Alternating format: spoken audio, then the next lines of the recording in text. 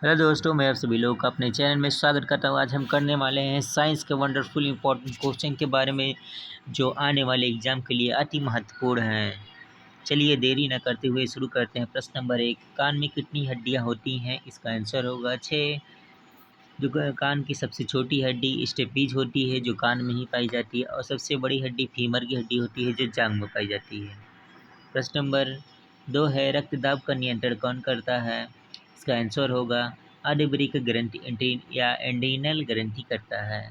Next है, Christmas Christmas factor किससे संबंधित है? इसका आंसर होगा रक्त जमाव से। नेक्स्ट प्रश्न है, प्रश्न नंबर 5 है, रक्त सहलंग्रता रोग खोज किसने की थी? इसका आंसर होगा बेटसन ने। सहग्रता की खोज किसने की थी? इसका आंसर होगा बेटसन। नेक्स्ट क्वेश्चन है, प्रश्न नंबर 6, एक डेकालीटर कितने बराबर होता है? एक डेकालीटर में कितना होता है? एक डेकालीटर में 10 लीटर होते हैं। और मंगल ग्रह के कितने उपग्रह हैं? मंगल ग्रह के 2 उपग्रह हैं, जिसमें फोबोस और डीबोस होते हैं। नेक्स्ट क्वेश्चन पर आते हैं हम, 6 रोग दिवस कब मनाया जाता है? इसका आंसर होगा 24 मार्च को 6 रोग दिवस मनाया जाता है। और टीबी, ट्यूबरकुलोसिस। नेक्स्ट क्वेश्चन है नंबर 9, इथेनॉल किससे प्राप्त किया जाता है? इसका आंसर होगा गन्ने से। गन्ने से इथेनॉल प्राप्त किया जा सकता है। नेक्स्ट क्वेश्चन है, लीवर का वह बिंदु जो अपने समान पर स्थित रहता है, इसका क्या कहलाता है? उसका कहलाता है फलक्रम। लीवर का वह स्थान जो अपने समान स्थान पर स्थित रहता है, वह फलक्रम कहलाता है। नेक्स्ट क्वेश्चन है, उत्कृष्ट या नोबेल धातु है, उत्कृष्ट या नोबेल धातु कौन सी होती है? इसका आंसर होगा चांदी।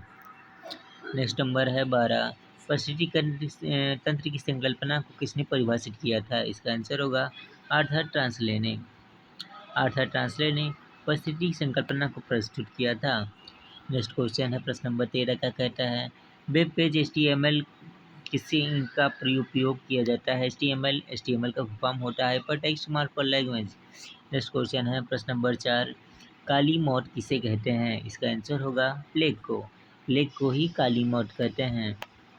प्रश्न नंबर है 15, क्या कहता है, बस आप रिवीजन करते जाइए, चिंता मत करिए, बस आप पढ़ते रहिए पढ़ते रहिए पढ़ते रहिए।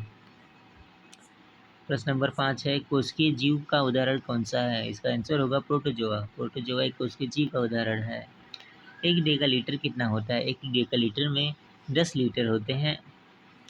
नेक्स्ट क्वेश्चन है, अनीरोलॉजी किससे संबंधित है? इसका आंसर होगा सपनों से। नेक्स्ट क्वेश्चन है, ब्रह्मांड का दूसरा सबसे प्रचुर मात्रा में पाया जाने वाला कौन सा तत्व है? इसका आंसर होगा हीलियम। हीलियम ब्रह्मांड में सबसे ज़्यादा पाया जाता है। और ब्रह्मांड में दूसरा सबसे ज़्यादा पाया जाने वाला तत्व हीलियम है। और पहला ब्रह्मांड में पूछे गए सब ब्रह्मांड में सबसे ज़्यादा कौन सा गैस तत्व पाया जाता है, तो वह होगा हाइड्रोजन। नेक्स्ट क्वेश्चन है, प्रश्न नंबर 19 है, C6H6 क्या होता है? C6H6 एक बेंजीन होते हैं, जिसमें 12 सिग्मा बॉन्ड 6 पाई बॉन्ड होते हैं। प्रश्न नंबर 20 है, समुद्र का उत्प्लावन करते हुए आइसबर्ग का कितना भाग समुद्र के ऊपर रहता है? इसका आंसर होगा 1/10। 1/10 भाग समुद्र प्लावन करते समय 1/10 भाग समुद्र से ऊपर होता है। इसी में क्वेश्चन आता है, जब नदी से समुद्र में किसी नाव को लाया जाता है तो अपनी पानी से वो ऊपर उठ जाता है। प्रश्न नंबर है 21 है, आइंस्टीन के E बराबर mc² समीकरण में इस C का क्या मतलब है? C का किस प्रतियोगिता या प्रकाश की गति के संबंधित है। नेक्स्ट क्वेश्चन है, राष्ट्रीय चिकित्सा विज्ञान अकादमी की स्थापना सन 1961 में कहाँ पर की गई थी? इसका आंसर होगा नई दिल्ली में। नई दिल्ली में राष्ट्रीय चिकित्सा विज्ञान अकादमी की स्थापना नई दिल्ली में की गई थी। नेक्स्ट क्वेश्चन है, प्रश्न नंबर 23 है, कार्बोहाइड्रेट का 1 ग्राम में कितनी ऊर्जा उत्पन्न करता है?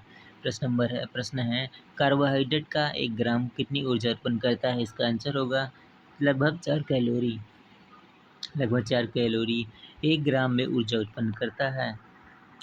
प्रश्न नंबर 24 है, भारतीय आयुर्वेद विज्ञान के जनक किसे माना जाता है? फ्रेंड्स, भारतीय आयुर्वेद विज्ञान के जनक सुश्रुत को माना जाता है। प्रश्न नंबर 25 है, आयोडीन रहित नमक की बिक्री पर सरकार ने कब से प्रतिबंध लगा दिया?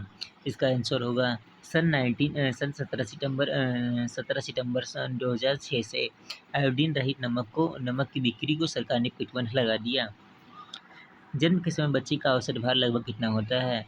फ्रेंड्स, जन्म के समय बच्चे का औसत भार लगभग होता है 5.5 पाउंड। प्रश्न नंबर 27 है, मानव शिशु की औसत लंबाई कितनी होती है? इसका आंसर होगा 50 सेंटीमीटर। 50 सेंटीमीटर मानव शिशु की औसत लंबाई होती है।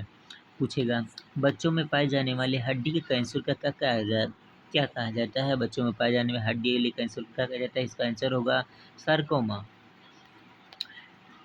प्रश्न नंबर 29 है, एगमार एक्ट भारत में कब लागू हुआ? फ्रेंड, इसका आंसर होगा सन 1937 ईस्वी में भारत में एगमार एक्ट लागू किया गया।